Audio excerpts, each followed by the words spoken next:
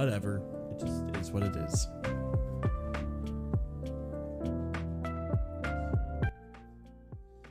Hello.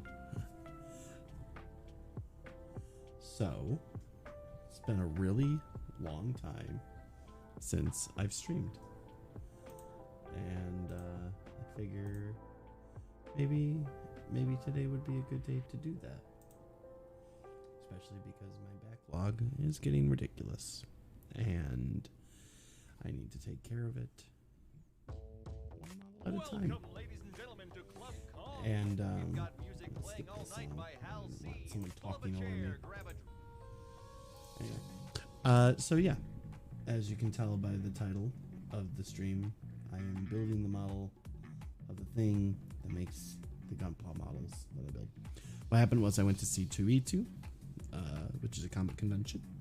They had a Bandai booth there, which had a few con exclusive stuff, mostly clear coats, which clear coats aren't really my thing. I don't really care for clear coats myself, but they did have a couple cool things.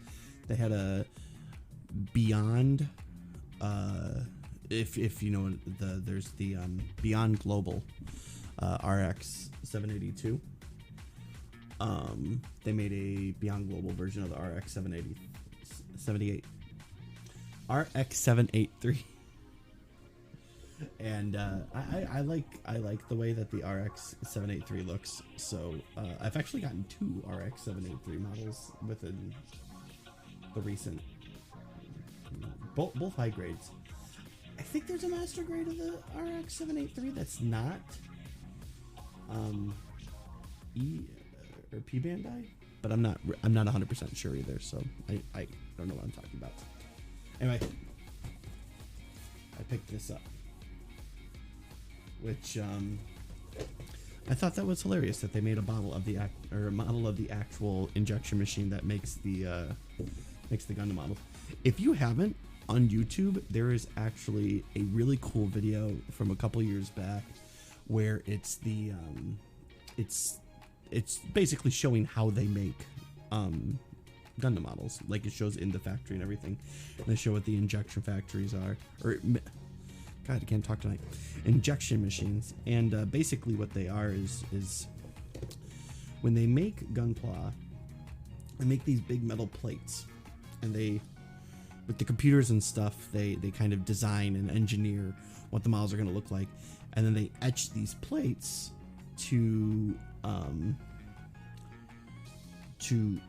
for the models. So once you've designed it and everything, what you want the model to look like, and then how you're going to space it apart on the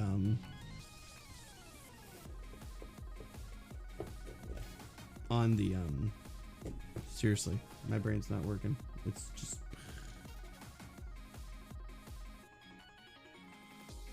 anyway, when you figured out what you want the plastic to look like, they etch it onto these plates. They put the plates inside of what they call these injection machines. Then the injection machines fill it with oil of some type, so that they're kind of slippery, and then they inject it with the plastic, and then that's how you get a runner. That's the word I was looking for. Runner was the word I was looking for.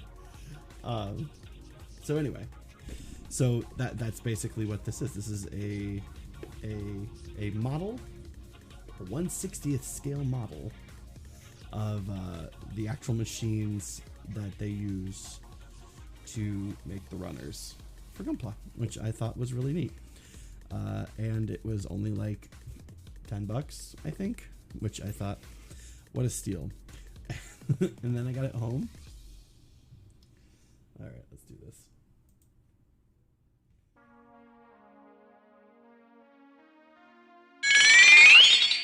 Then I got it home, and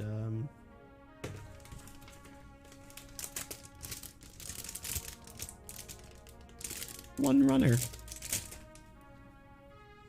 which I'm not complaining. It's cute. It's gonna sit up on my shelf, and it's just gonna sit up there for forever. So normally I would have unpacked all this. Ow! It's like I got a splinter in my hand. Anyway, normally I would have already unpacked all this and everything to save you from the sound of crinkling plastic, but I just thought it was fun to show you how much it comes with. So I figured for a fresh stream back, since I haven't streamed in a while, why not do something that's only going to take me like an hour at the most, right? All the way that I've been working lately. So here's the thing, guys. It's not that I haven't been making models. It's that I haven't been making models on stream. I've been feeling a little shy lately, I guess you could say, so I decided to just take some time for myself and just work on models on my own. And I hope you don't hate me for that. Move the camera. There we go. But anyway, so let's see. 7 steps. 7 steps. And 1 page. Not even a booklet. I love it. I'm gonna be honest with you. Feels good, man. So you can see what I'm working with here today. I got my knife. I got my god hands. I got my other nippers.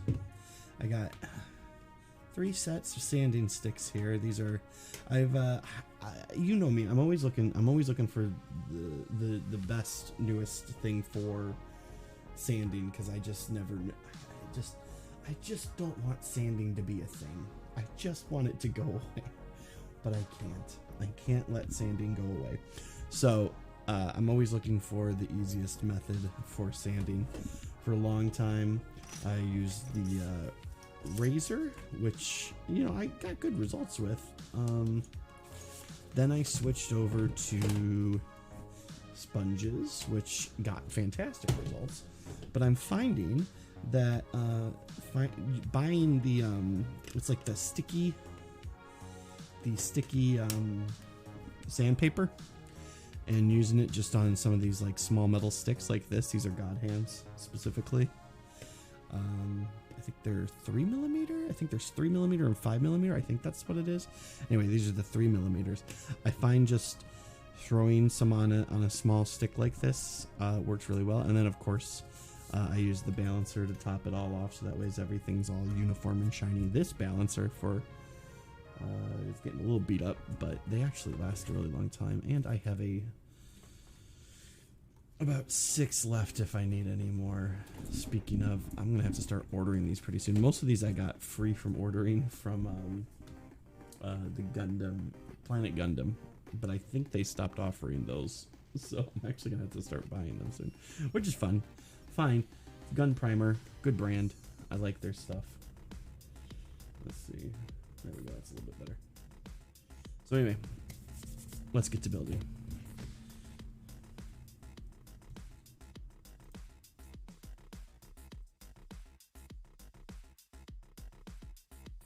So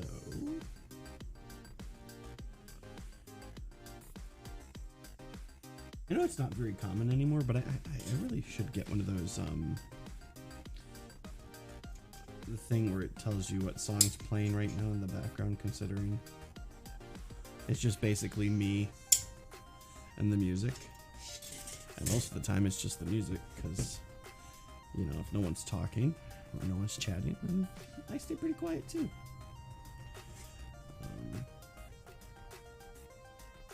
Ice cap zone.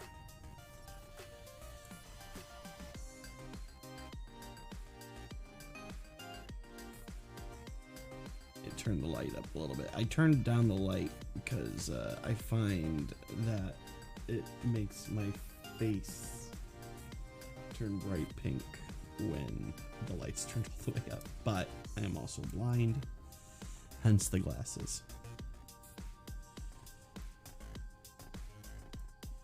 So my method, in case this is one of the first times you've seen it, take the nipper, get it off the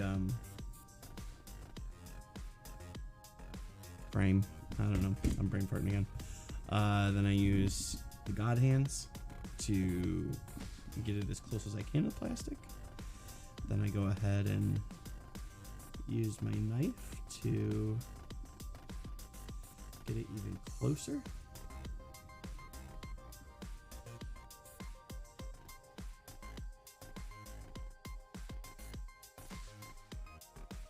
Funny part is I'm mostly a I don't do a lot of painting, but I mostly just do the snap builds.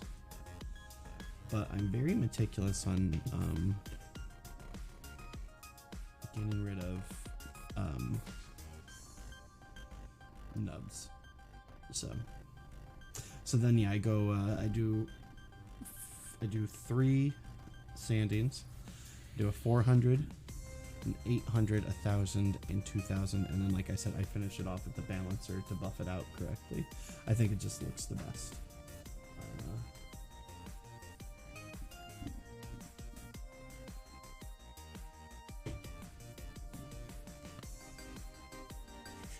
And then too, also that's kind of nice, is these God hands, they're labeled 1, 2, 3, 4, so it's easy for me to remember the order of which I am sanding, because it literally says 1, 2, 3, 4.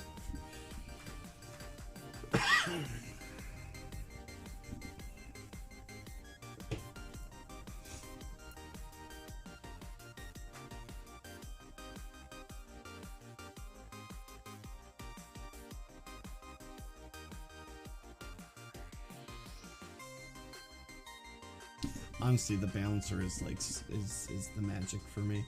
It really does create kind of like a uniform smoothness at the end.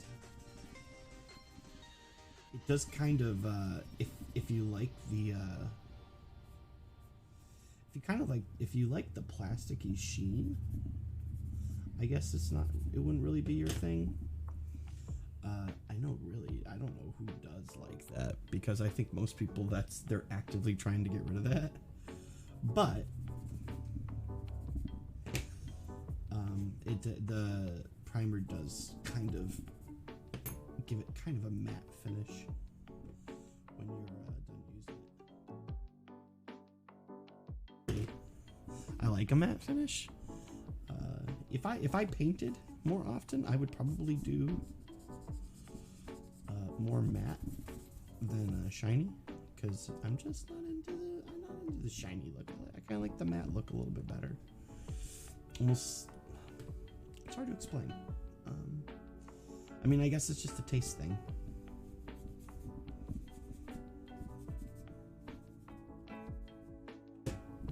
It's funny though, because I think most people like glossy. I mean, especially if you look over at, like, you know, models on Instagram and stuff like that. A lot of them tend to be real, like, bright, shiny stuff. Candy coats and all sorts of stuff like that. Just, you know, they paint Gundams like they paint cars, and it's like, no man, they're military vehicles. You don't see a lot of bright, shiny tanks driving around, right?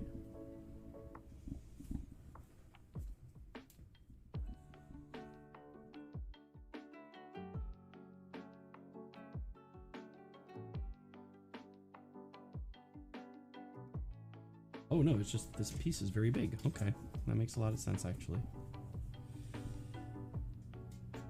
It's funny, I know this is a very cheap kit, but I don't think the color separation is very good. But I'm still building it. I shouldn't say anything, but just looking at the box art versus what I'm getting here, it looks a little bit more detailed on the box. It's hard to tell. It's hard to tell. I'll reserve my judgment. Again, $10 kit. I need to get one of those. Wait, I do have a little cup. I was gonna say I need one of those little cups to start putting my plastic in, because I just kind of throw it here on the desk.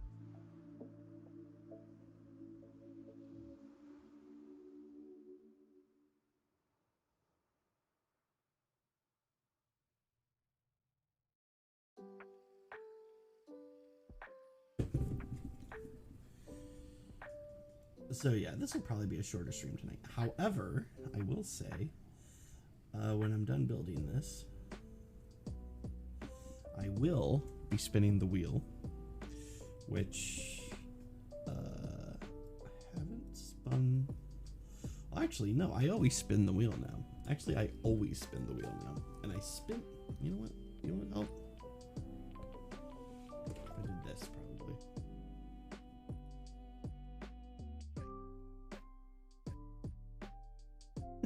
It actually made that worse. Doesn't matter.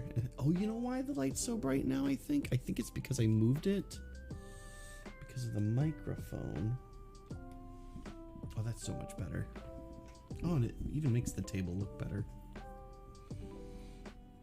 Anyway.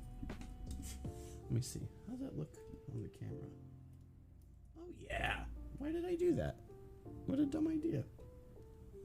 Life is better now.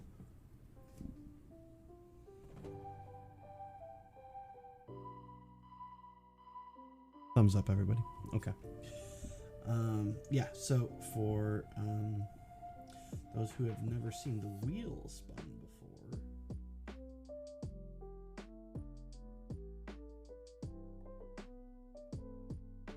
basically what I did was I took every single model that's in my backlog and I put them on a big spinning wheel.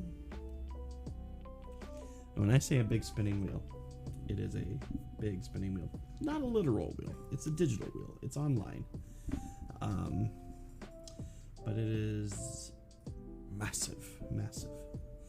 And basically what I do is when I'm done with the kit, I spin the wheel, and whatever kit comes up is the kit I work on next. Sometimes that leads to some interesting stuff. I'll tell you right now, the last time I spun the wheel, I got the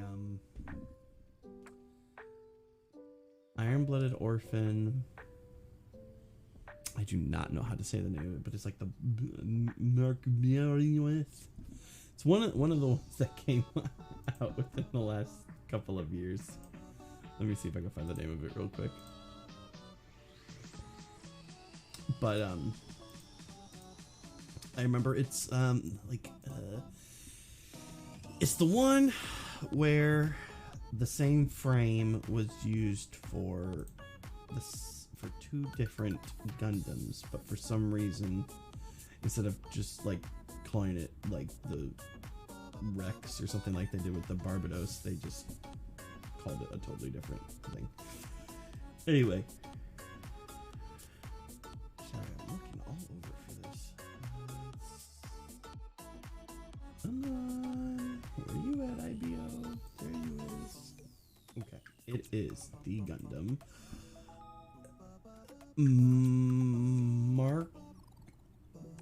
Marcosius? Marcosius. I'm gonna say Marcosius. Marcosius.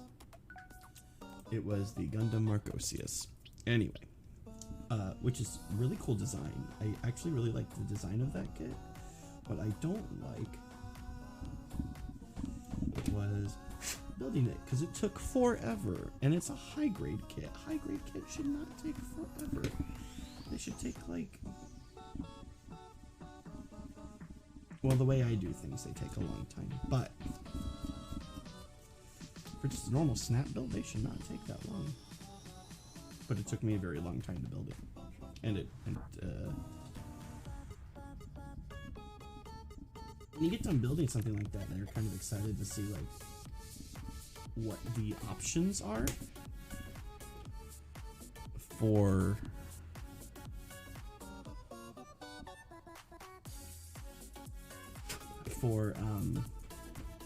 posability and stuff like that, because I mean that's the point of all this, really, for it to sit in a glass case and look nice. Impress the ladies. But no. What was I saying? Yeah,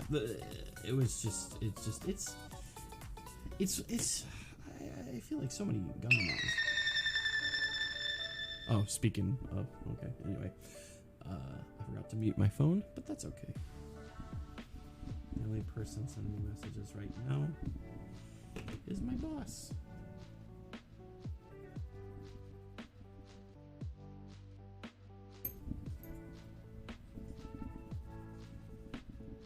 And it was a Gundam sound effect anyway, so what do you know? On brand.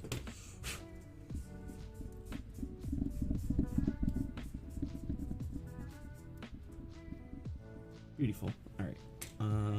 So this goes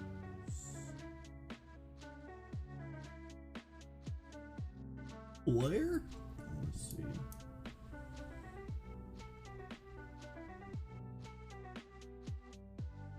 Oh, I see. Okay. I guess it's right. It doesn't seem to. Ah, there we. No. Yes. No. What?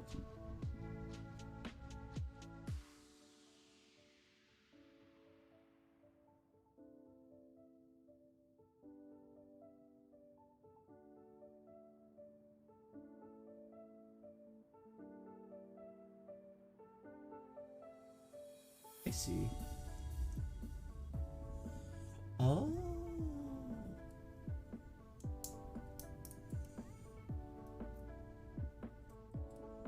Like that. Yes. Okay, there we go. Instructions unclear. Send help. I think that's it. It fits kind of funky, but whatever. All right, and then I just do the same thing to the other side. Makes sense.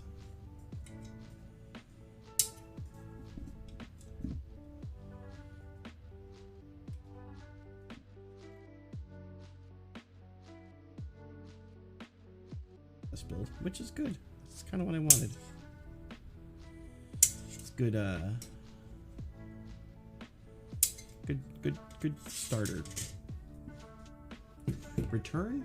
I don't know. Whatever.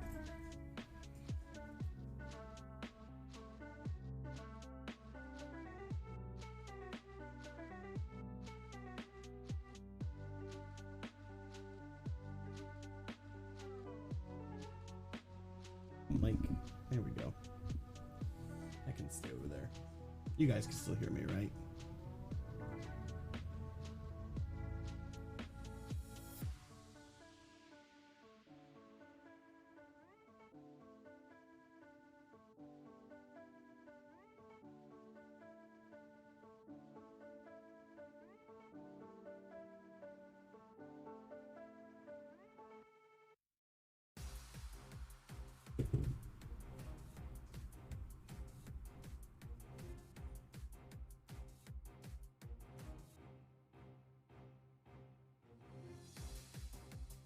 Got a Steam Deck recently, and I've been playing that a lot, and it's actually pretty fun.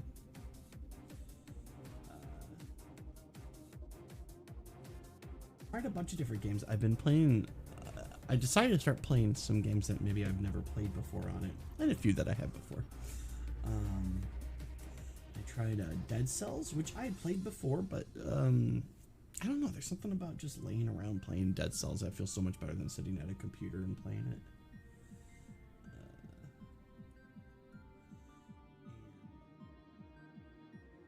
Mass Effect? How do I put it? I have tried to play Mass Effect a lot of times, but I find it to be a hard game to get into. But I am enjoying it quite a bit now. And I'm much farther than I've ever been before. I don't know, much farther. Okay, I made it off the Citadel for the first time. I know that's literally the start of the game, but that's progress for me.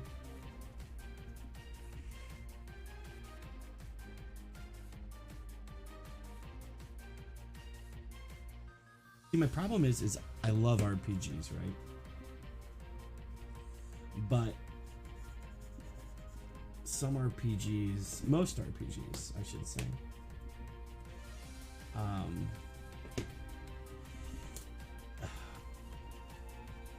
paralyze me with options.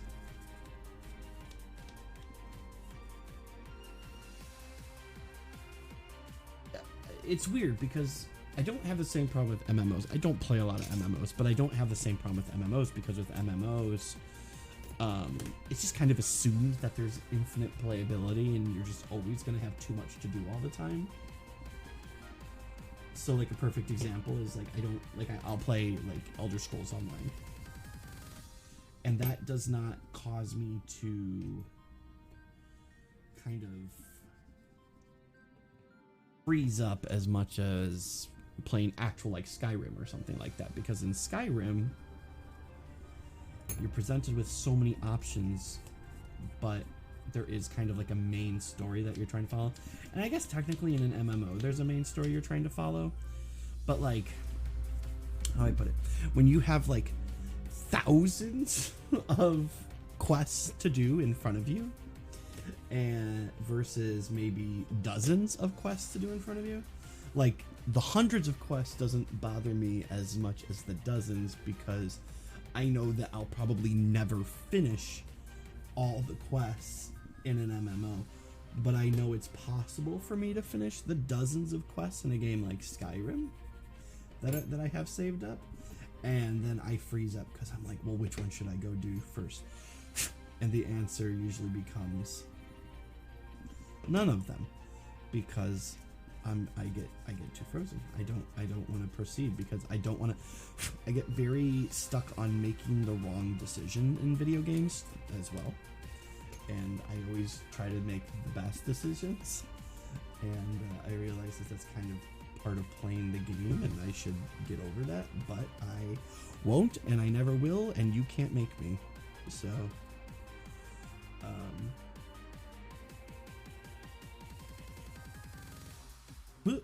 almost lost it.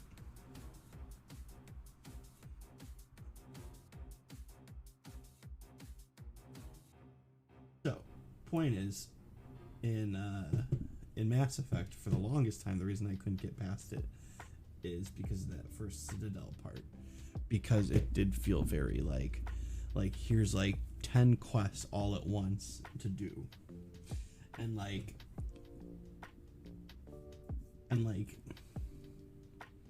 I had that problem where I was just like, I don't know what to do. I don't know what to do first. Like, if I go do the story quest right now, is that going to make me skip all the other quests that I want to do? But I'm interested in the story, so I kind of want to see what's going on. But at the same time, I don't want to skip any of the other stuff because I want the money and the XP and the loot and all that stuff in case, etc., etc. So I think that's why I love storytelling in video games, and a lot of times when I'm presented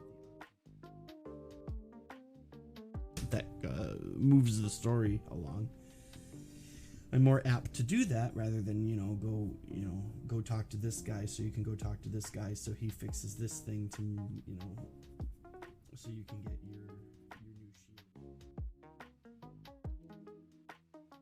The problem is that a lot of times in RPGs, when you progress the story, then you miss out on stuff, and I definitely get video game FOMO, I guess is the best way to put it. I feel like I'm missing out on something if I don't do it the way I should.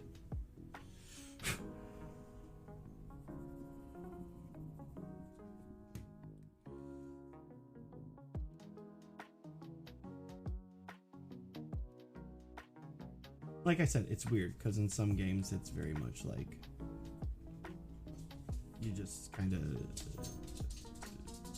do it, then it is what it is.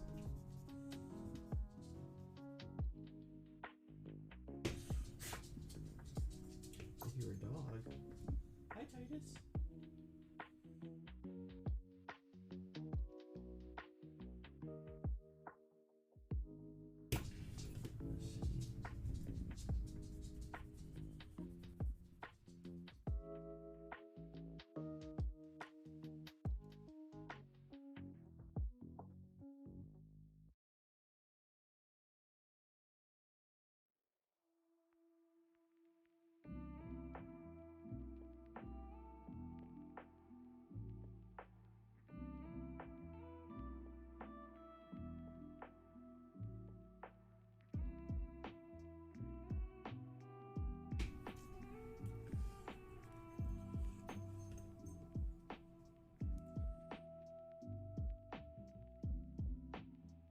So basically what I do is with the 400, I just, whatever's left of the nub, I just kind of sand it down until it's gone.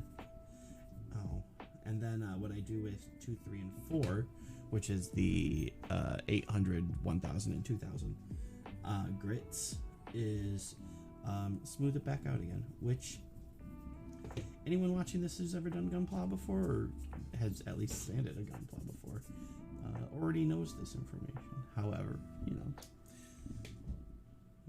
new people every day, I guess.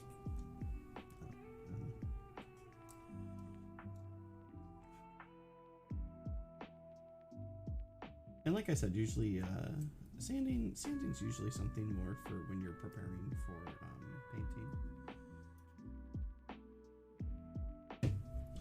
Again, even though I mostly do snap builds,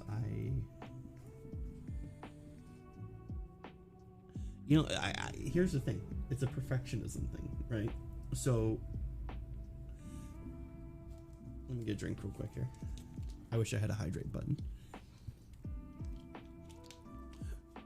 So, here's how I put it. I tried painting a few times. And, again, I've told you my thing about video games. I want to make sure that I'm doing it right. I do have a little bit of a perfectionist thing. So what ends up happening is if the paint doesn't come out right the first time, I have abandoned it in the past. So and like I try to follow thinning instructions and stuff like that, and I always feel like I don't get it right. I don't know for sure if I'm not getting it right. I could be getting it right every time, and I just don't know, and I'm just not accepting it because it doesn't look as perfect as I want it to be. Because that was 13, I need 2.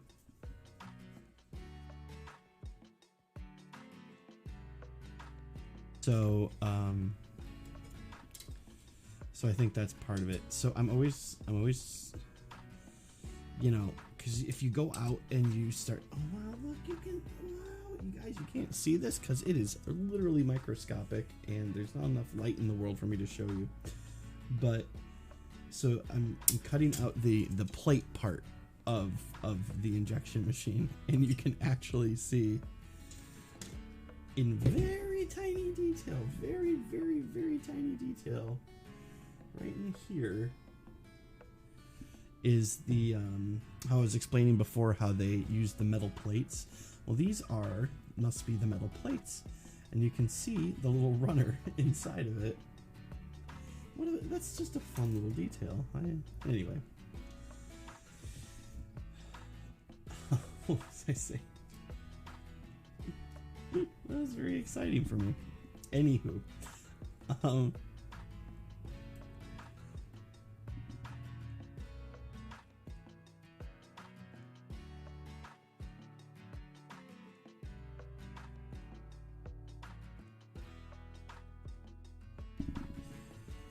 right. So I was saying before, the reason I don't paint is because I get nervous about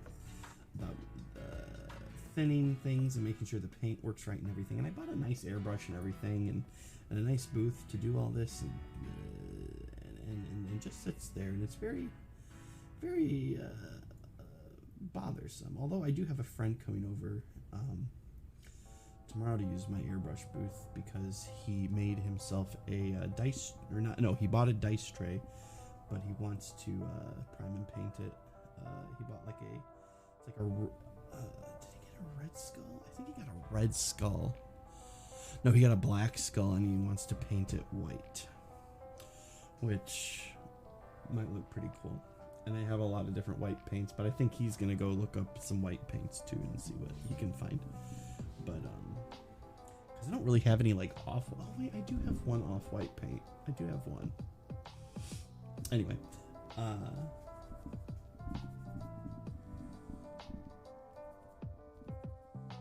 white paint is a pain to use, from what I understand.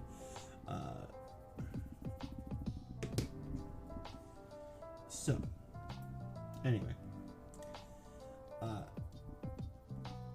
so one of the things that I found to kind of alleviate that, and maybe it will get me into painting a little bit more, is there's a brand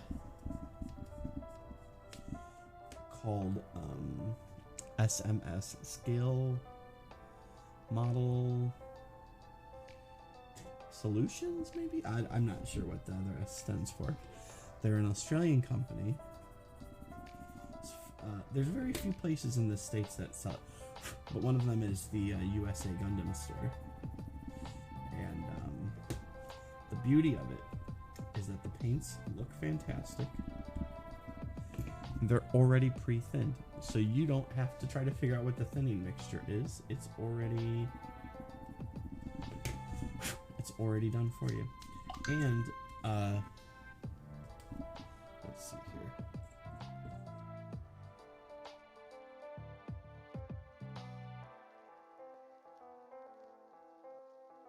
So jeez, that scared me. Okay.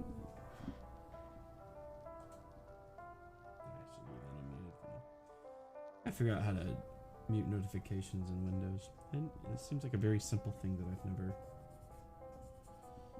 done. Anyway,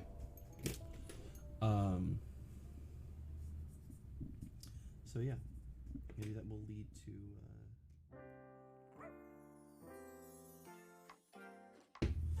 the other problem, though, and I think I've said this before in past on past streams, is just I also just love the way that Gundams look, like without any detail work on them.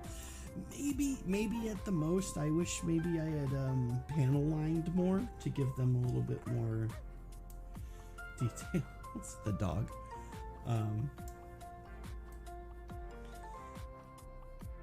But otherwise, yeah, I just kind of like the way they look.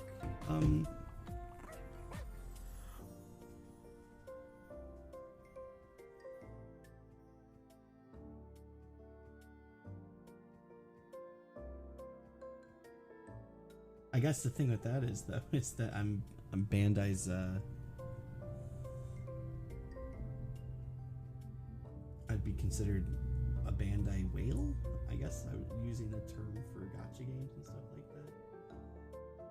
Because then instead of buying one Zaku and painting it any color I want, I have to go like, no, I want the red Zaku and the white Zaku, and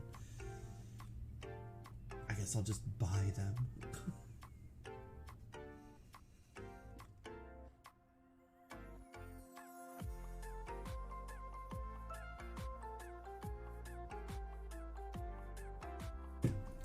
I did recently get a model of the Zaku 3, and that thing looks awesome.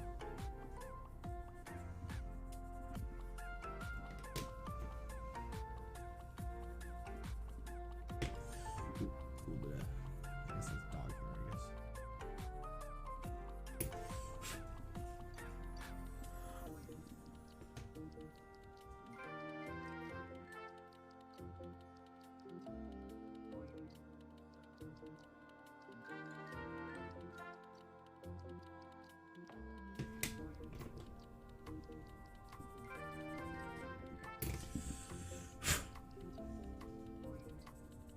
You know, lately I've seen a lot of people, when I watch Gunpla streams, they only use the razor or racer or whatever you call it, the gun primer racer.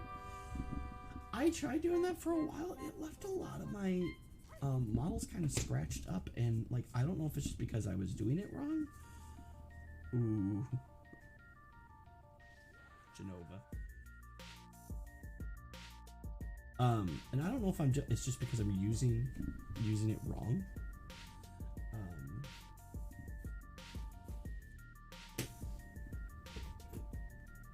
Or what, but I feel like I do not get great results with it.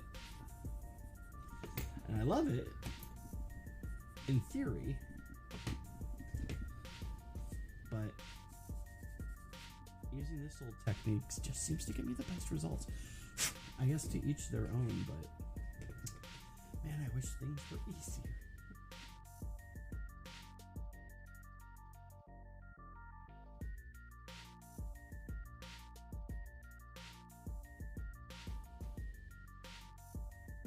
Ah, I see. Okay. And so it goes like this.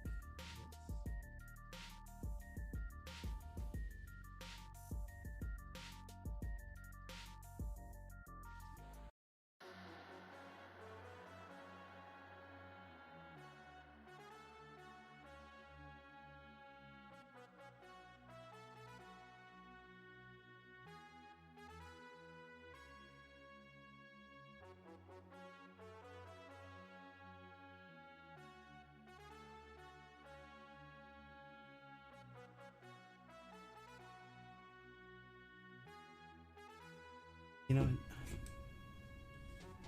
I definitely feel like my method does make things a little bit longer.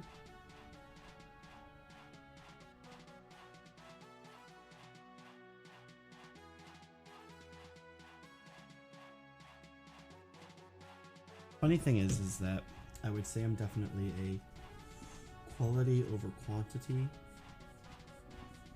when it comes to, you know, getting out all these rough edges and stuff like that. However, I have too much quantity to care for than I should.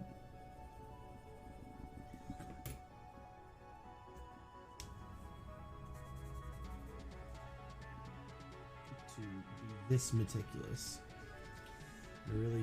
I should be pumping these out.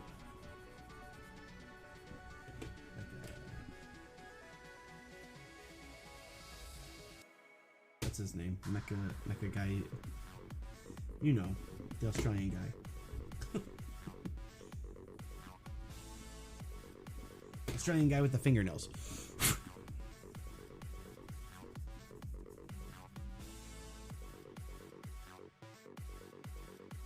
Will say those fingernails must make it very easy to separate parts.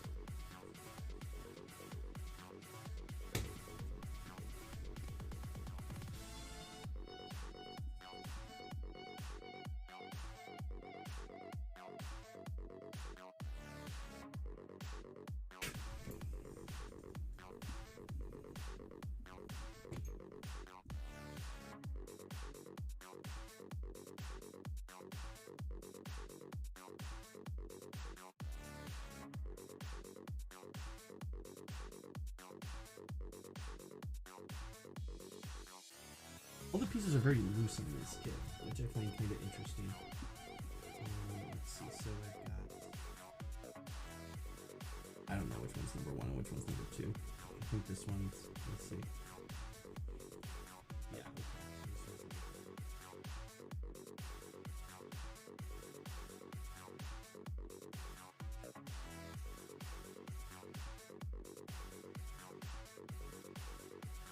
Okay, so they don't go together. Let's see, so it goes like this.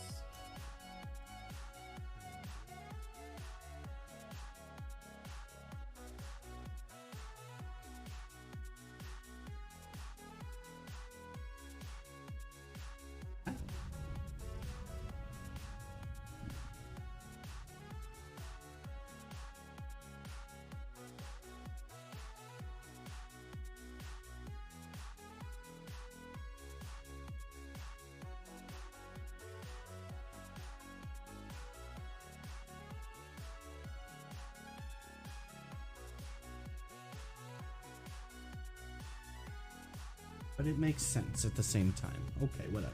It works.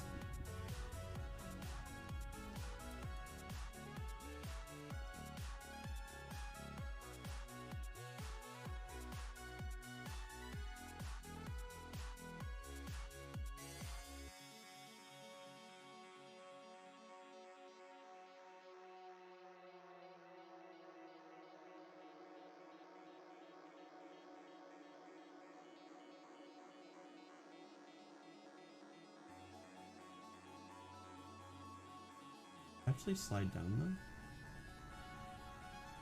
I don't think it will. I mean, it'd be really cool. You know what though? I actually like that because you can still see inside there and see the no, I actually like that. That's pretty neat. Any stickers yet? No stickers. Okay, so now we need number 7.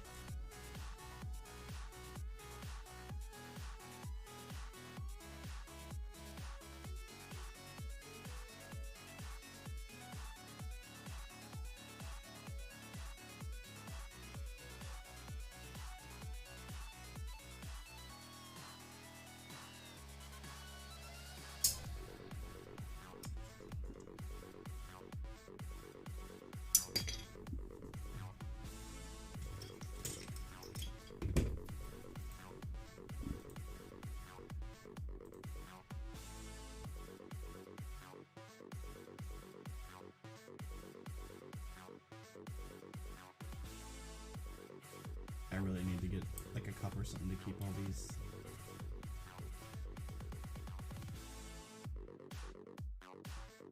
You know, my question is I wonder how long a pair of God hands are supposed to last exactly, because I feel like I have an extra pair for when these finally die, which I thought they were going to die, but then I repaired them in a sense.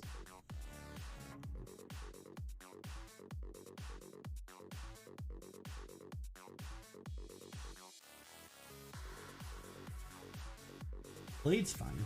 It was just the actual like handle parts of the handle had fallen out. So I made my own out of an old pair of eyeglass screws.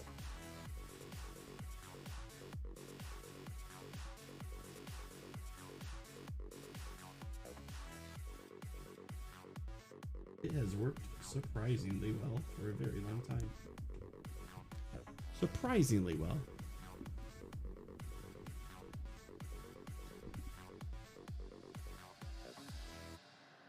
So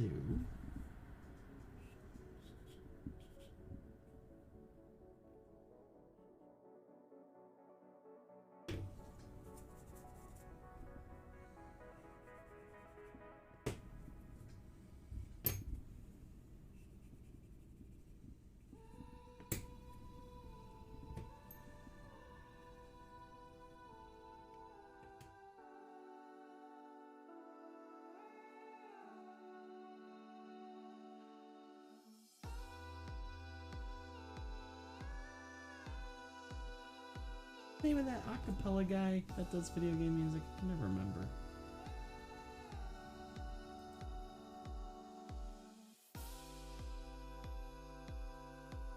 I can't remember. I don't care enough.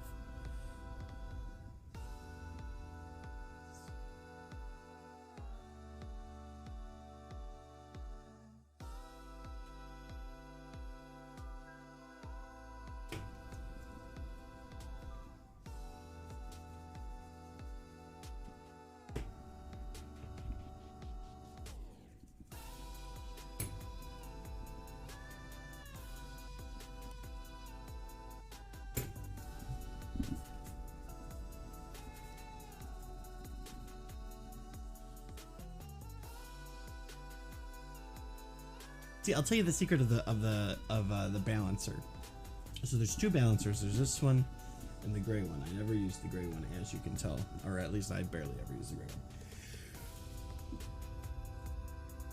Basically, what the balancer does is, when you're done sanding a piece, where's another piece at? You're done sanding a piece, even if you're using a very high grit piece of sanding paper at the end, like a 2000. Like 2000 is pretty high, and it smooths it out real nice, but you can still tell it's been sanded. Even if you take your finger over it and wipe it off, you still tell it's a sanded piece, even though the nub's gone and all that.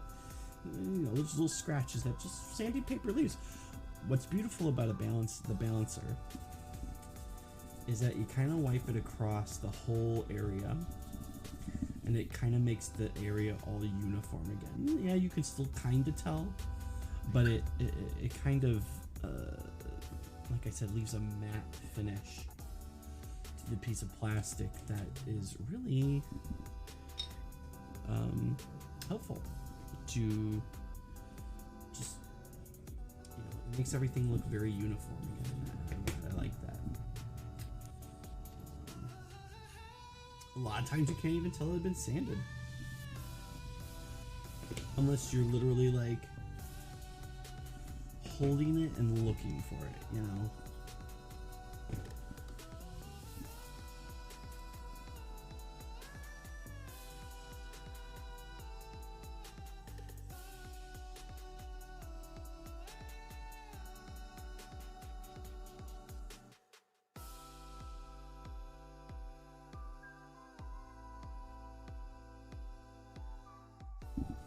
You know, it's funny. I watch a lot of Gunpla streams. I'm always kind of looking for ideas and on how to make my workflow better, and also how to improve this stream. Okay. Which I've come to realize, just production value is the best way to improve the stream. And, you know, I put about as much production value into this as I can afford, so.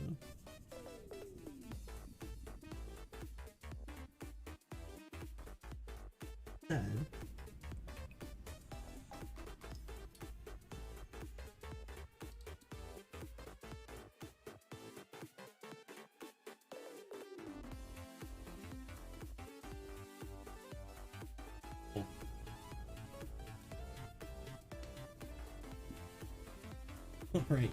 all right, guys. Page 2.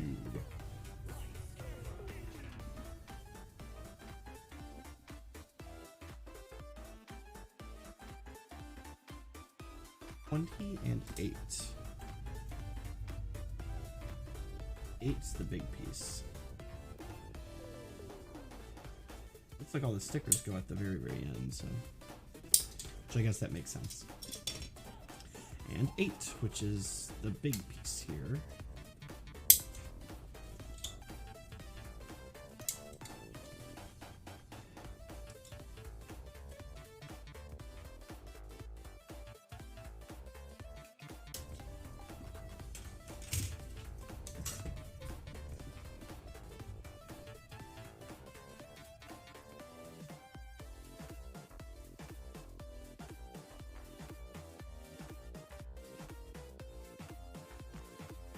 So here's the thing. I'll tell you what. When I originally I mentioned at the beginning of the stream that I had seen that there's a video on YouTube from a couple years back of them showing how the models are made at the Bandai factory in Japan.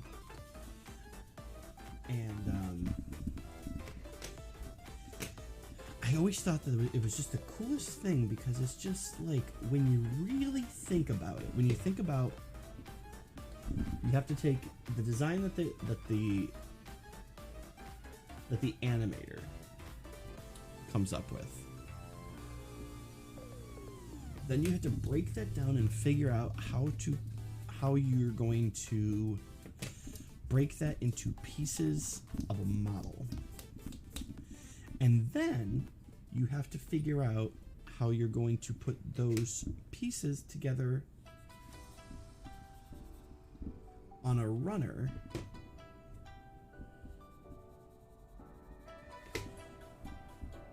I guess technically I guess the process would also have to be like, okay, what colors are we going to use? Although, as you can see here, I mean, when they really want to, if they really want to, they can mix multiple colors in one runner anyway, which they do pretty often anyhow.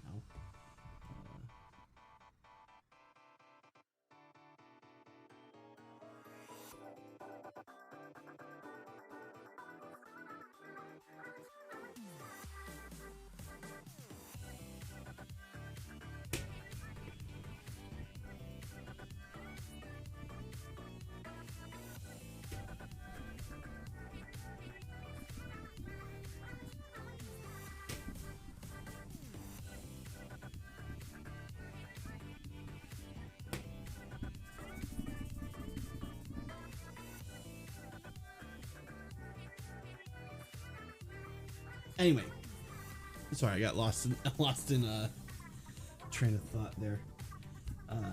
What I was saying was that I really like that video. Always really got to me because, like, it's just so cool. It's just insane.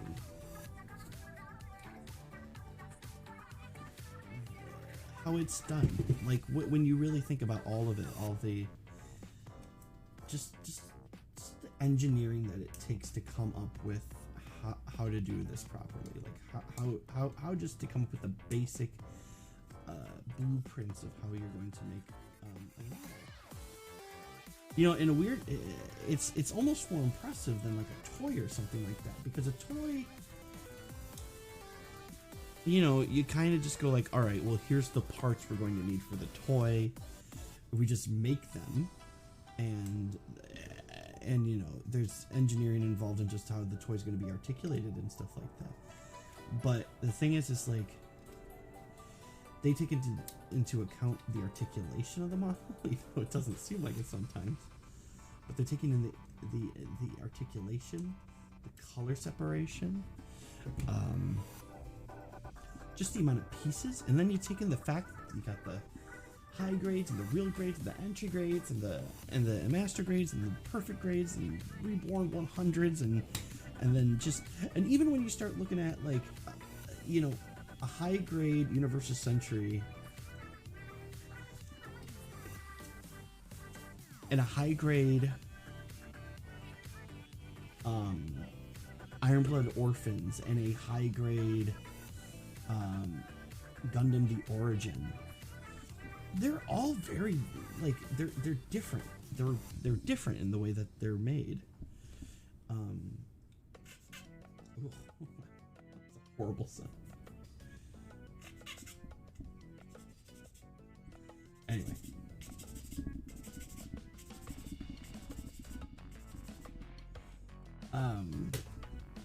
You know, when you take all that into consideration, it's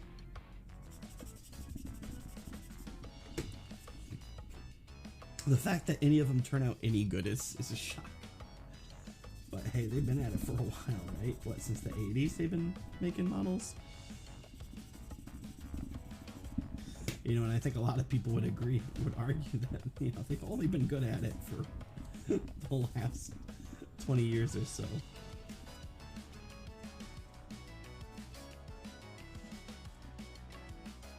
I mean, I guess part of it is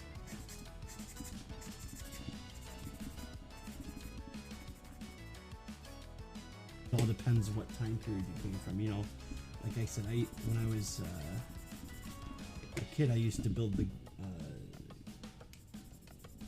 Gundam Wing models, and at the time, you know, those were awesome. And I remember, you know, in my mind, I remember them being so detailed and so cool.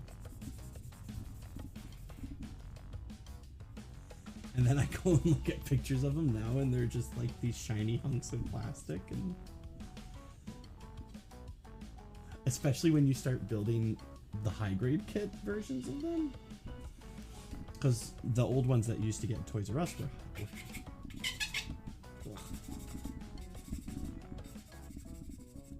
were also technically high grades, but they were, you know, early style high grades. You know, sometimes they call them non-grades and stuff like that nowadays, but well, usually the 100th scale models of the time are called non-grades, but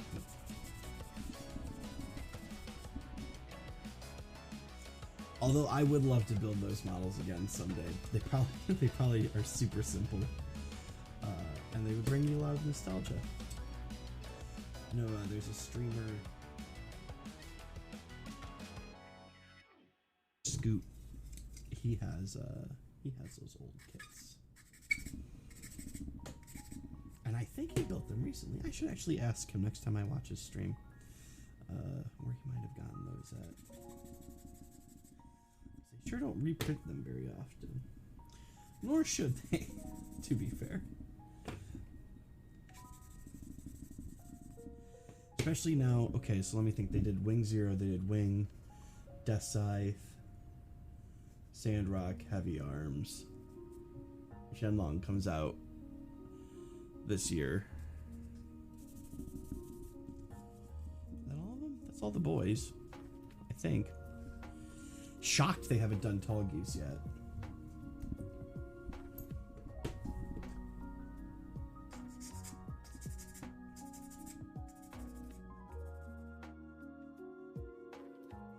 especially considering when you, I think they've done all 4 versions of tall geese as real grades at this point.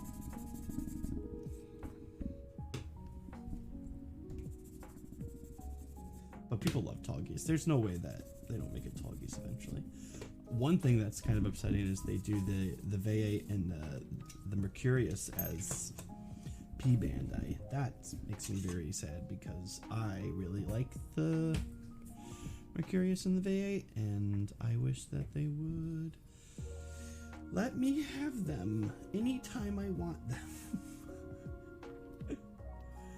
Alright, so it's hard to tell. This one. I think this is the right way. So it won't fit if I'm wrong. That seems right. Oh, oh, oh, oh, oh, oh, oh, oh. Slides. I wonder if it's supposed to slide. I don't know.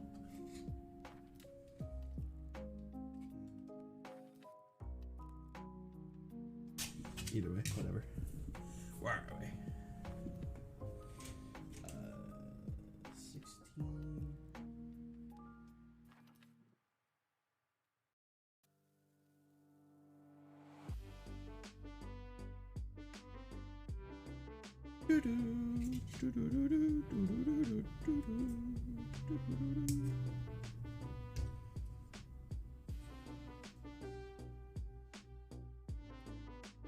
I'm basically building the same part like 3 times. That's fun.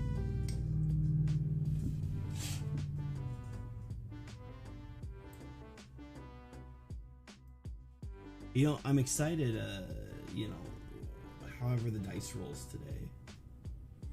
Seeing what model I get to build, because as long as it's not a unicorn Gundam, I'll be pretty happy. But I think I literally only have 1 unicorn Gundam in my collection. So, oh, okay. I guess technically if you count the Banshee Norn. I have the high grade destroy in the normal mode. And I also have Phoenix destroy in normal mode. And then I also have the perfectibility. And then I also have the the green version of the full armor. Although I would say only the full armor really counts. Technically.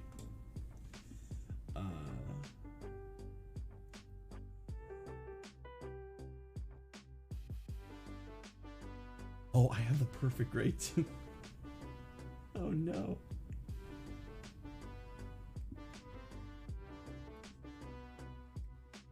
That could end up being devastating.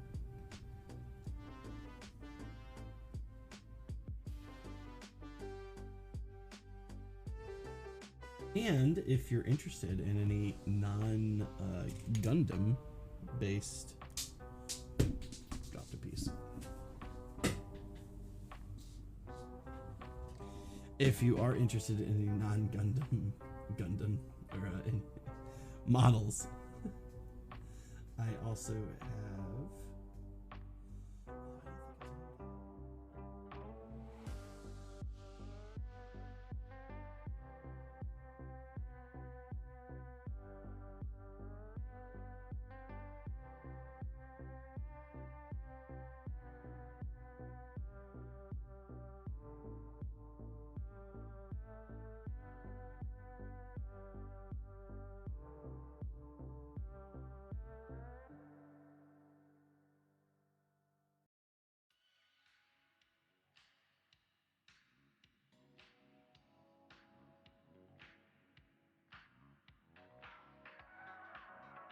Okay, no, I don't have those on here either. Okay.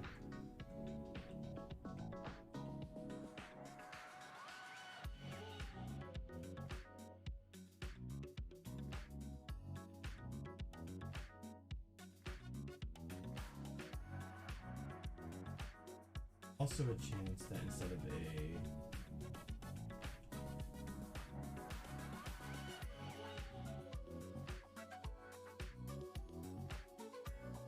instead of it being a Gunpla, I also have some Eva models and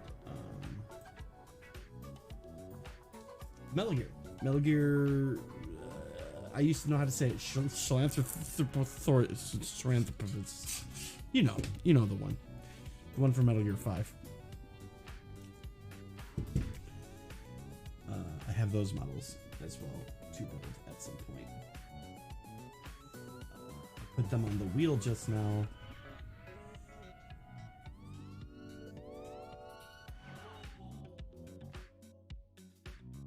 I also have a Michael Myers model too that I plan on building probably closer to October. Although it's a very simple model and it's really meant to be painted and stuff, so hopefully I'll get the guts to start painting it. Really no point in building it. I mean, it's literally just a tan hunk of plastic with an LED. It does have an LED in it, which is neat. An LED pumpkin.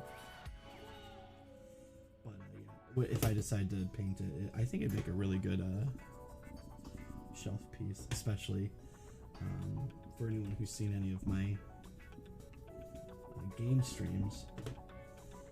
You know that I have a little bit of a Michael Myers display in my background, although you usually can't see it because usually the background's a little dark.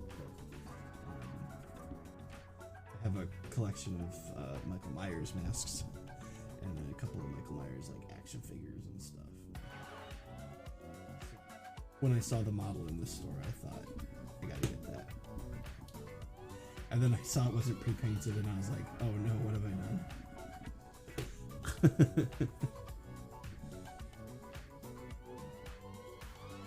I realized that I would have to get over my fear of painting and actually use some of this stuff I bought to paint.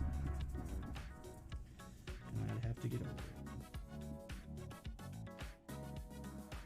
I haven't decided if I want to color it like movie style or where it's actually the spruce green, or if I want to paint it like, because everyone that watches the Halloween movies thinks that Michael Myers his stop it, get out of there, that his overalls are like blue or gray, but they're actually green. They're actually spruce green, which is a very dark green, but it is not blue or gray, actually.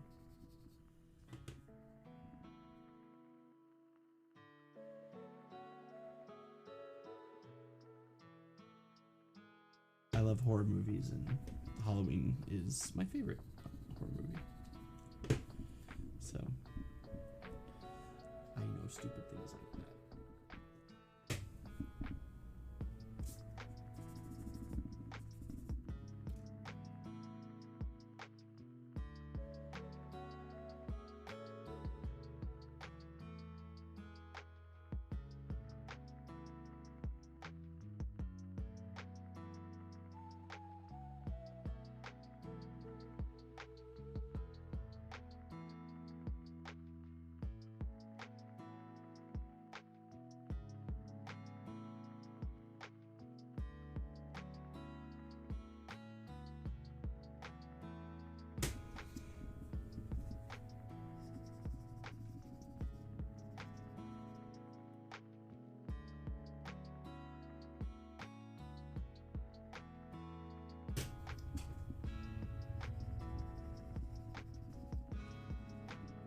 By the way, for anyone curious that's watching, the music that's playing is called, let me out of here, Game Chops, and it's mostly just remixes and stuff of video game music. Nice light kind of background music and stuff like that. Again, another streamer, Mr. Scoot, he's the one who kind of told me about them. Great, they're great background music. This is really scratched up. I don't know how I did that. Don't matter.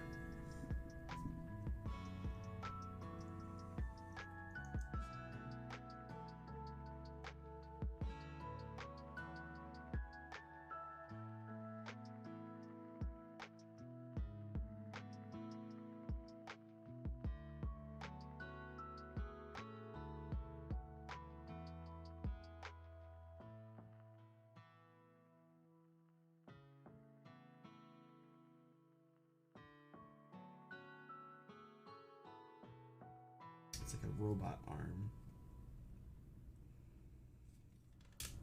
Okay, neat. Like I said, basically I just gotta build 3 of these.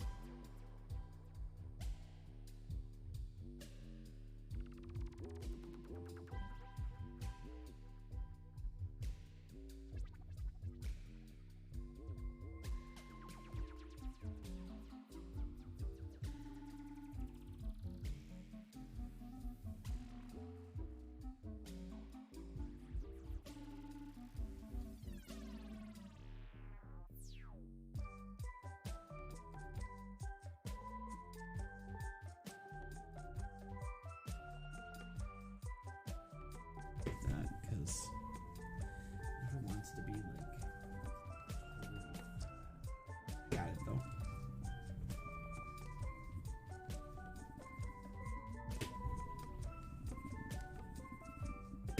Otherwise, it kind of just like completely flatten that piece. Be careful when you're sanding. You don't want to sand off all the plastic. There we go.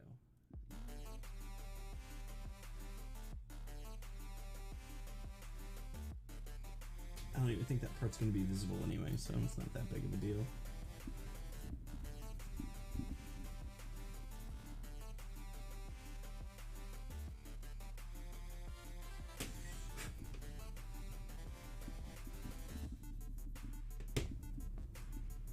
Oops. Wrong order, but that's okay. I'll just redo it. It's not like it really matters because as long as that last grit, then you've already done it. Did I do this piece yet? No.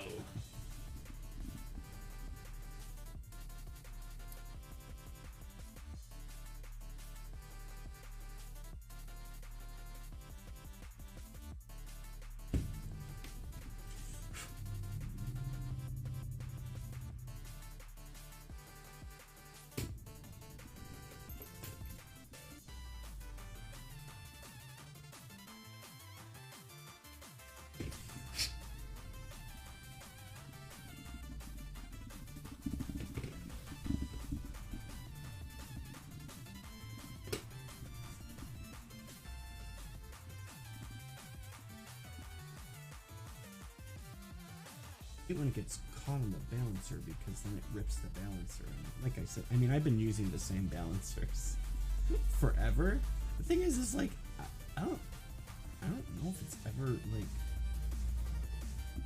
you could tell when sandpaper is starting to like not work as well, but for some reason like the balancer seems like it'll last forever as long as I don't rip it.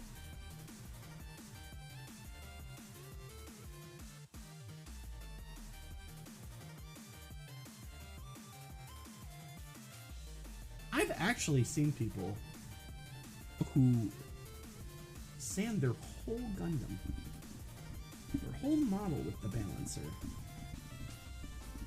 Like, that is what they use as their sander. That seems kind of crazy to me. I don't understand how that works at all.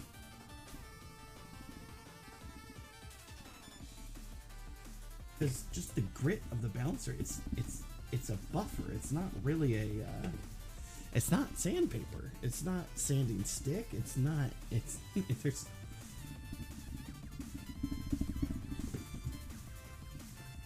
Here, you know what?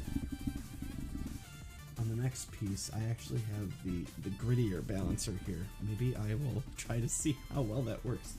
Maybe I'm missing something. Maybe it's the best sanding stick that nobody knows. except for the people, I guess, that I was just talking about who already use it, so.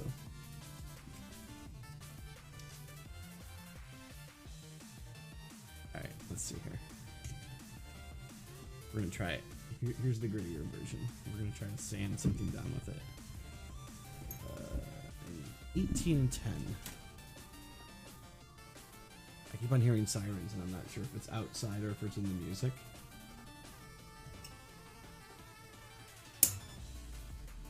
Pretty sure it's the music. I can't believe there's only 2 pieces left of this. Like, this is such a quick, fun little build.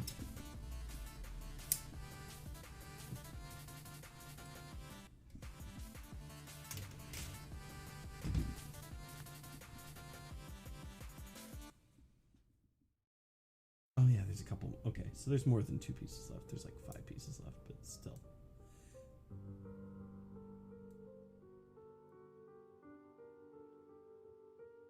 This sounds familiar. Twilight Princess, really? I've never heard this. I don't remember the theme. Speaking of which, why hasn't Twilight Princess come out to the Switch yet? That's a travesty. They got Skyward Sword on there. They put out Wind Waker and Twilight Princess out on the Wii U. And they've re-released like every game that ever came out on the Wii U on the Switch. Why not? Why don't we have Twilight Princess? I like Twilight Princess. I think it's a good game. I remember at the time when it came out, a lot of people gave it a lot of grief because they said it was like a not as good version of Ocarina of Time. But, you know, my opinion on that is Ocarina of Time's a great game. And being a lesser version of Ocarina of Time isn't a bad thing. And honestly, yeah, I guess the story in the game itself isn't quite as good as Ocarina of Time. But I would say that the gameplay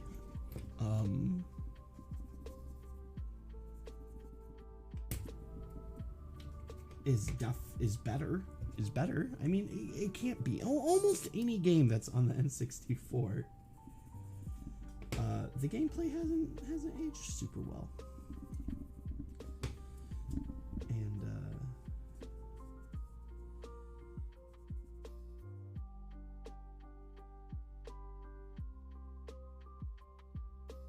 well, I was talking to a friend the other day, and we were talking about GoldenEye and Perfect Dark and stuff. And I was talking about how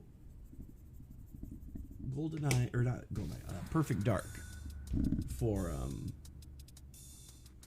think it was the 360. How it wasn't very good. And I was thinking, hey, hello, David 126771. Thank you for following. We were talking about how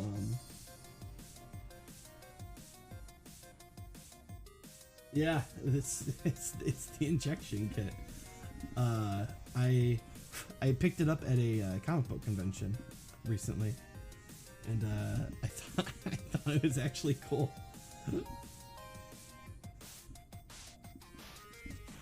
I thought it was really cool that they actually made a kit of the injection kit. I was like, that's kind of the funniest thing I've ever seen. And so I had to pick it up.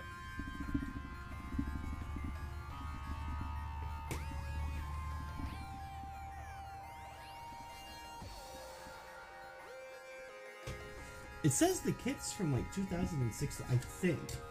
Actually, I don't know if the actual kit's from 2006. Or just this model of the injection machine is from 2000. Why does this look terrible? What did I do?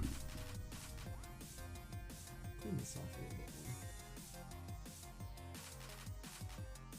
bit more. Alright, let's try that again.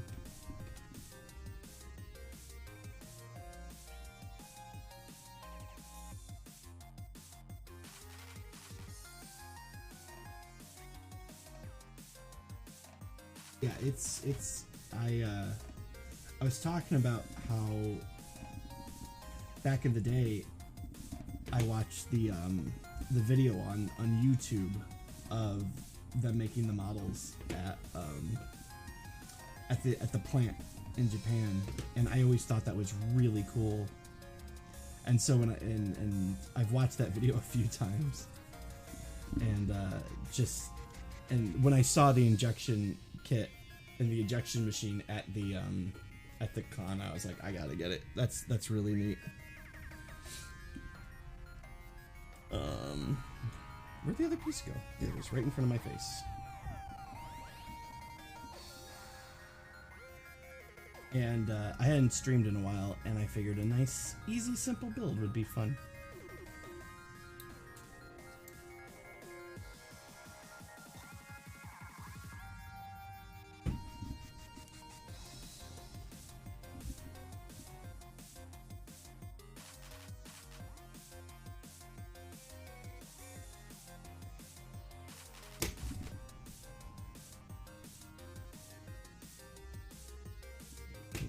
Too. But it's a super simple kit. There's only one runner. Even while talking and stuff, it's only been like a little over an hour, I think, since I started doing this, so which I'm surprised it's taken that long, honestly. And actually I just realized I said I was going to try to use that balancer to try to sand this down, and I totally forgot. That's okay.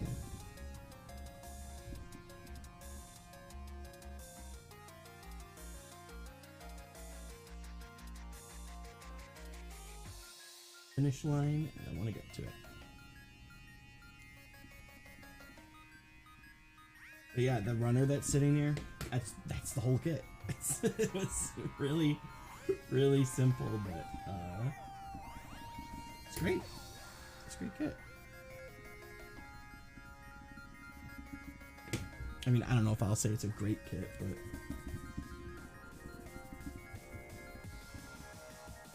but it's a fun kit. And it was like, I think it was like $10. Like, it wasn't even expensive, so. And like I said, I really, that video always really caught my imagination. And so when I saw it, I just kind of was like, I have to have that, because that just is so neat. Alright, let's see. We got some stickers.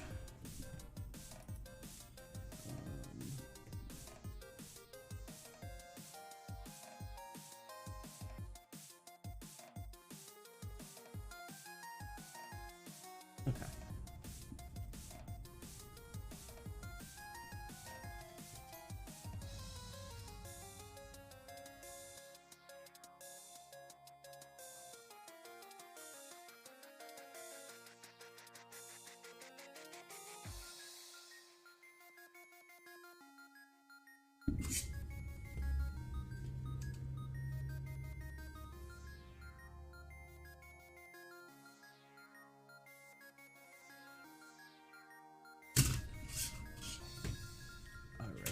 So now I need 5 and 6, which there's only like 4 pieces left on the runner, so they're the only blue pieces on the runner.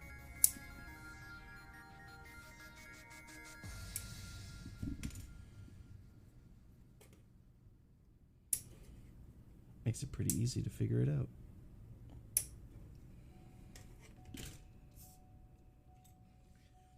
Separate these so I don't get mixed up. Let's do 5 first, so that way I can get it done.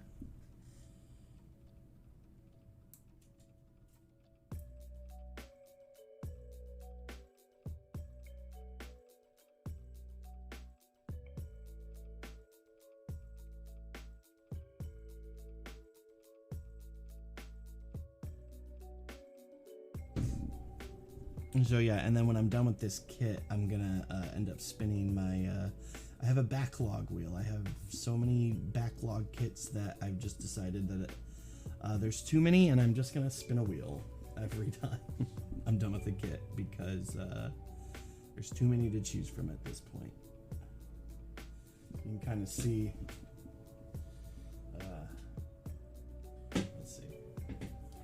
behind me. My shelf. So yeah, there's a lot to do. A lot of high grades, a lot of master grades. I got one perfect grade in there. A lot of real grades too.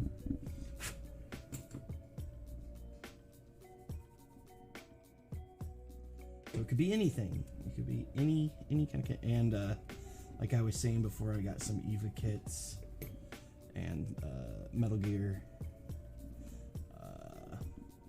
So it's a real toss-up. We'll see what it is. I'm excited. I'm excited to see what I get to build next.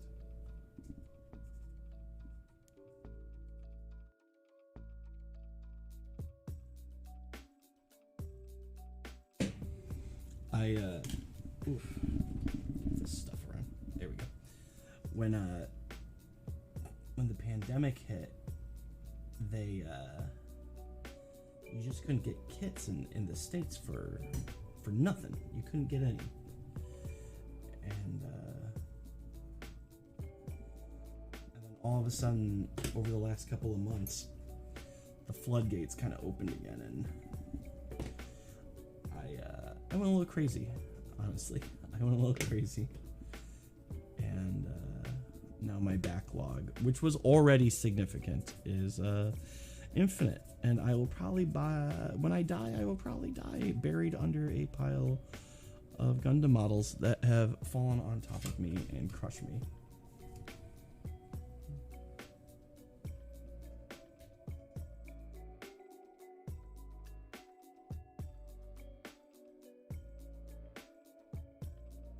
I like the GM. I like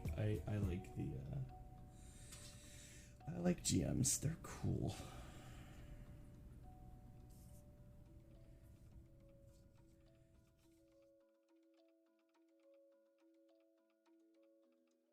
Built a master grade GM though. I should build a master grade GM.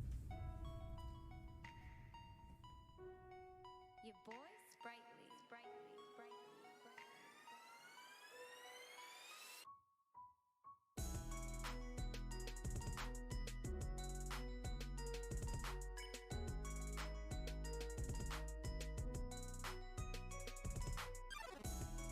Oh, I see why.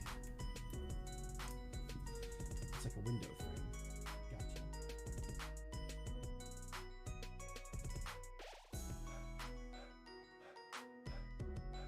Oh, I see. Okay, there we go.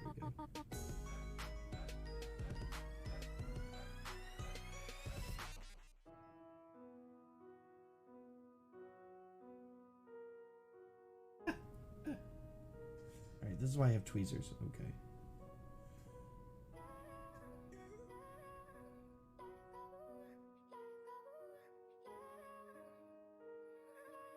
Crystal Burst, is that a what do you call that? See, I forget.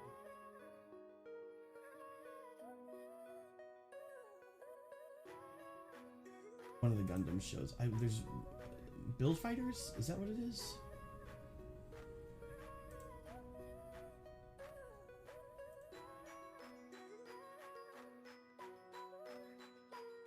Yeah, I never watched the show,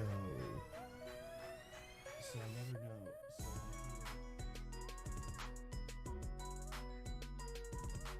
I assume that it's something from one of those shows.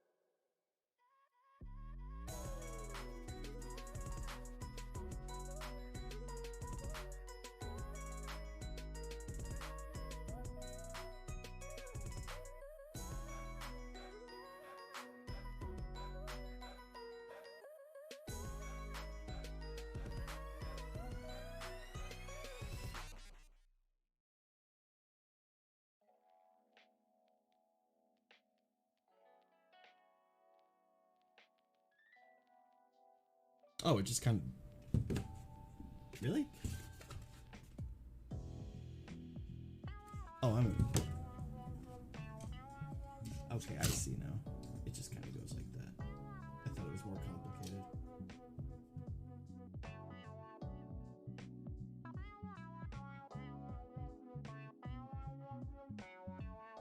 Can I do it backwards? I mean, it's fine if I did, but...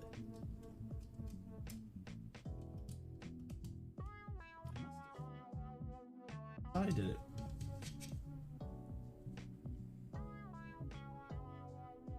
Whatever. Hey, if it fits, it fits, right?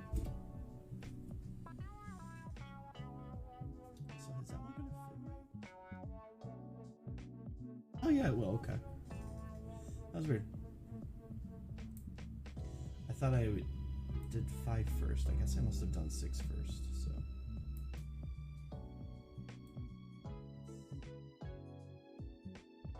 Ease the confusion.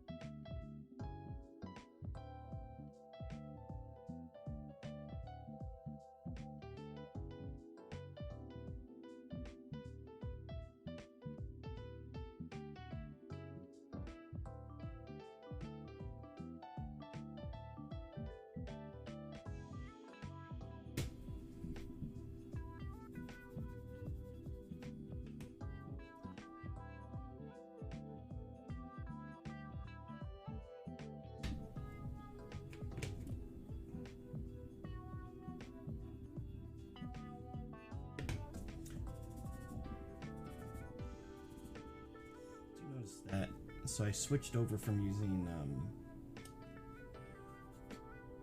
what do you call them, sanding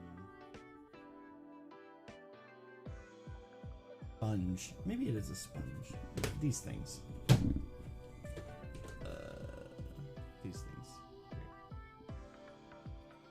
switched over back to using regular old sandpaper, and I'm noticing sandpaper doesn't seem to last quite as long as the sponges do.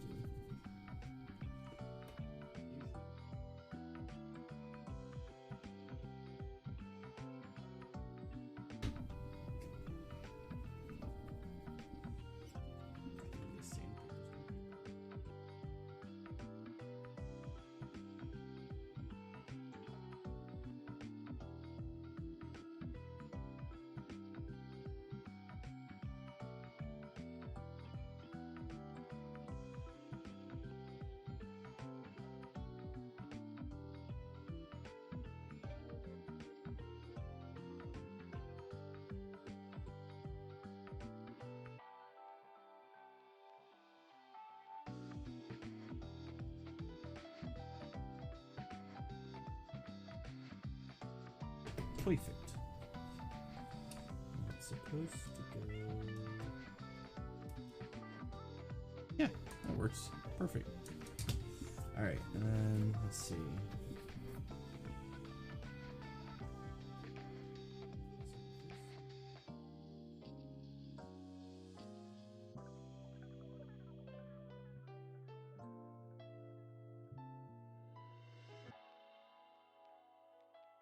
I was backwards before. I probably did it wrong. Let's be real. It's probably my fault. I just put it on backwards. All right.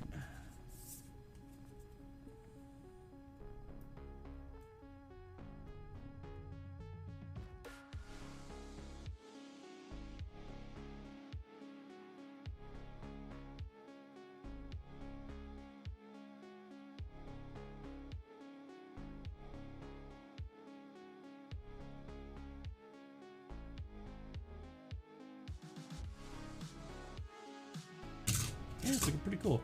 I do love the fact that their injection machines use the same color scheme as the RX-78. RX-78 too. And like I remember in the video too that the people who work there, they wear basically like Earth Federation uniforms when they're at work, which is ridiculous. It's one of those awesome little things. It's one of those things that probably is awesome for someone who doesn't work there like me, but for the people who work there, they're like, why do we have to wear these stupid uniforms every day?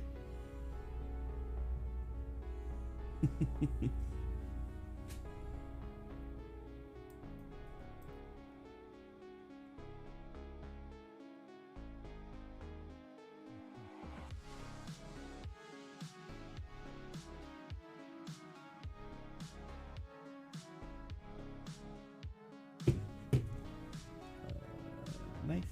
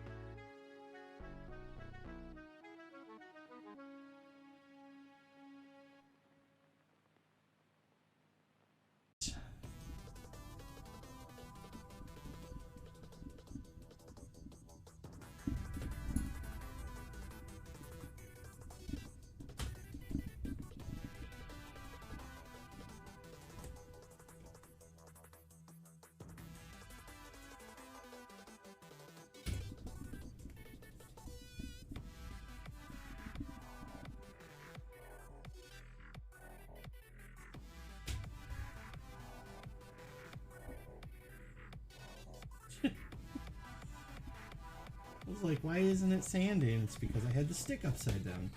That would make it hard to sand things when there's no sandpaper.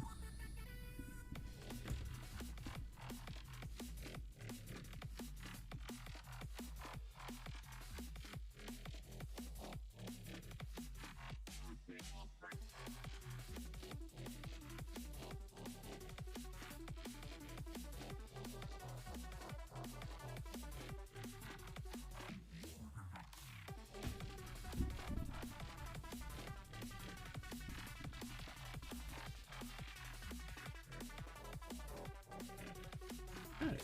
It looks nice.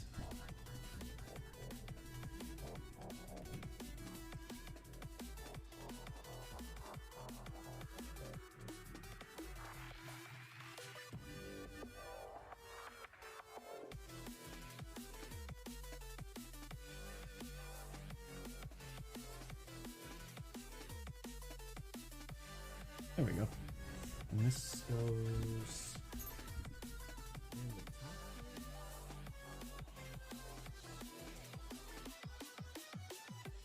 Out like that, right? Let me make sure. Yeah. Ah, don't.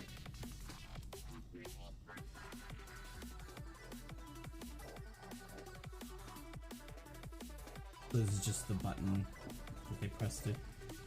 Oh yeah, it's got the little keypad and everything on it. That's neat. That's neat. All right, one more piece here.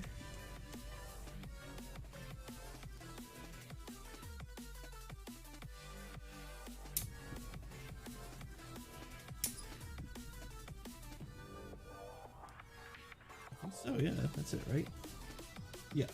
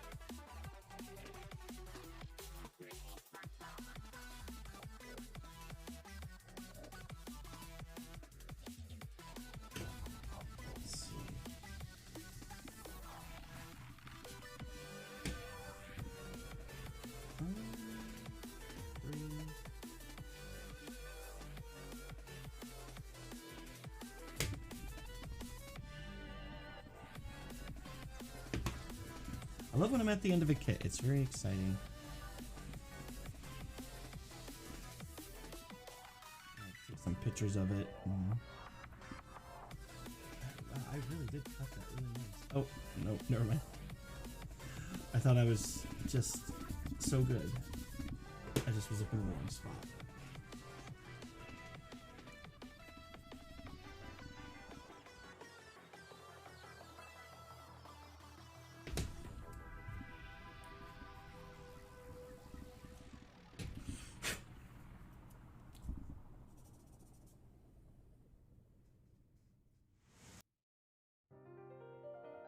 Piece go.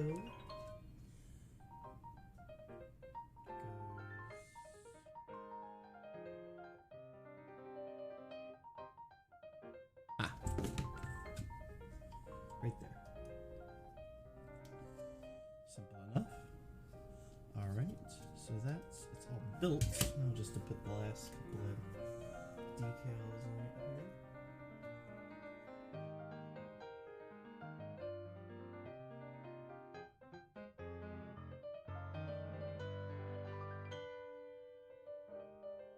Got my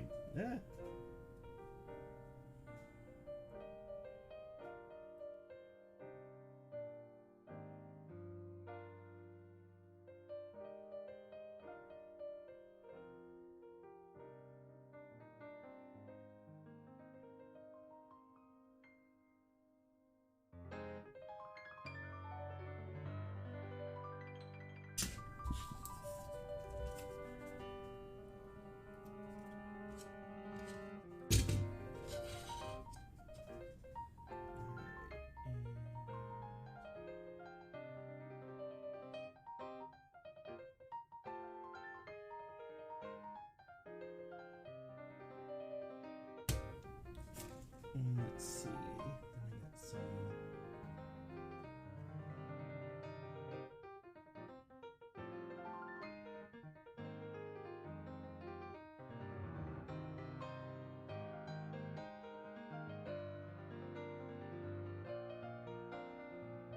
Edge here.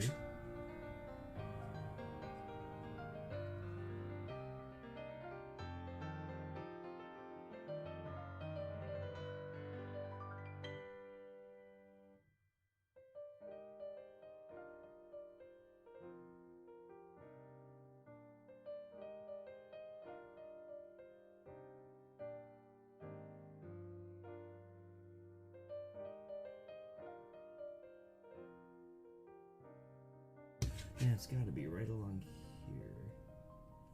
Just a little long,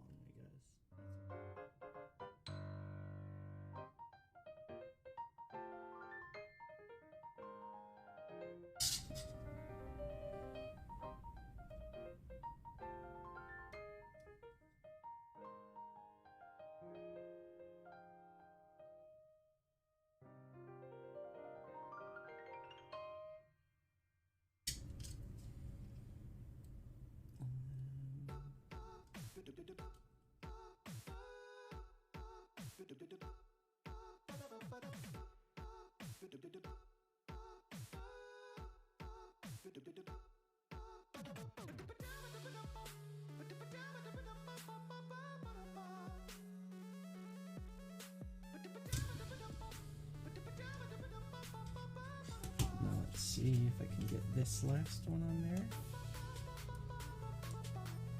Come on.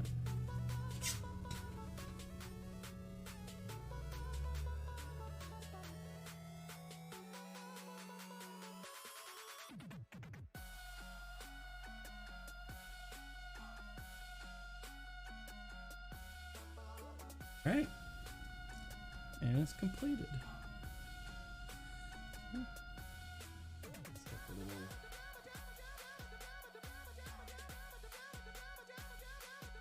Stuff right on there. This says 2006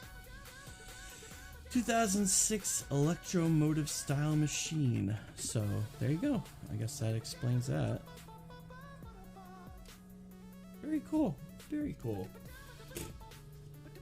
I think because I don't want to put this up on my shelf with the rest of my models. I kind of want to keep it nearby. I'll just put it right up right up here above the camera. No, that's not gonna be good.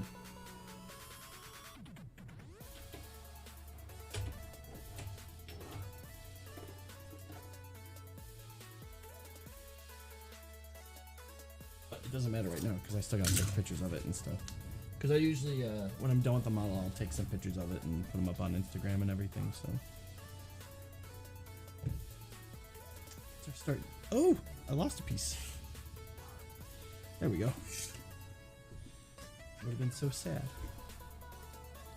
So start doing a little bit of cleanup, but before I do cleanup, there we are. I did say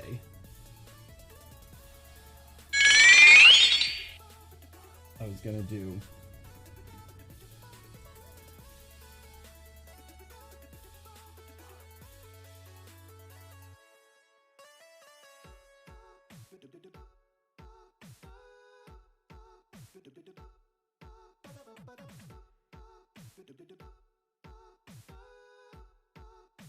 there we go. All right. There's the wheel. It's time to see what kit I'm doing next.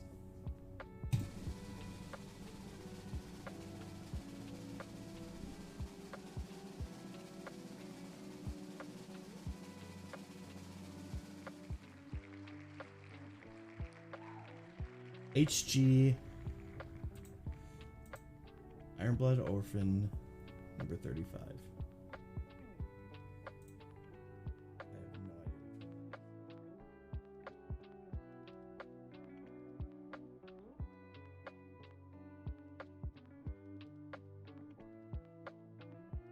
I'm gonna go find it. I'll be right back.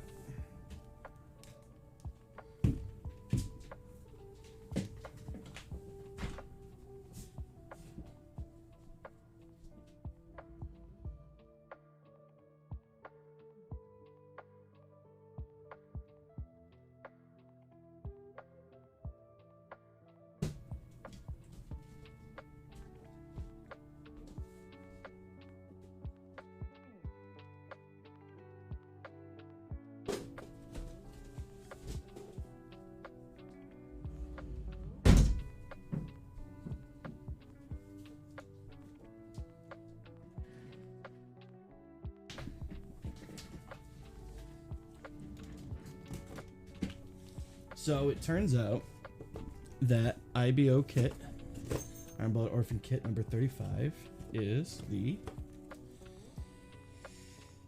Chimaris Vidar, which is a pretty cool looking kit if you ask me.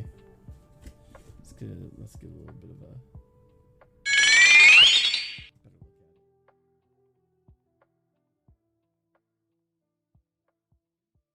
let's open it a little bit and see what's inside. Not building it tonight. This will be for the next stream. Looks simple enough. I'm looking at maybe about four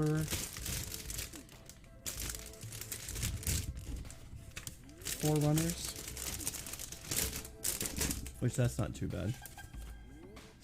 Yeah, 1, 2, 3 parts A, B, C, D. That's simple enough. It looks cool too. I've said this before plenty of times. I love Ironblood Orphans. The looks of their kits, very cool. Very, very cool. So, but like I said, that is it for tonight. I'm gonna go ahead and take some pictures of my injector here, and on the next stream we'll start up this model. And but thank you for watching for tonight. And let's see. I believe, yeah, that's just about it.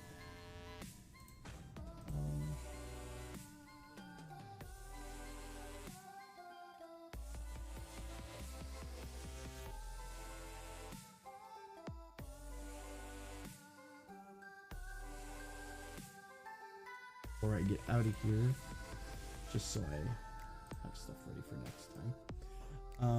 But yeah, thanks for watching, thanks for following, and I hope you had a good time.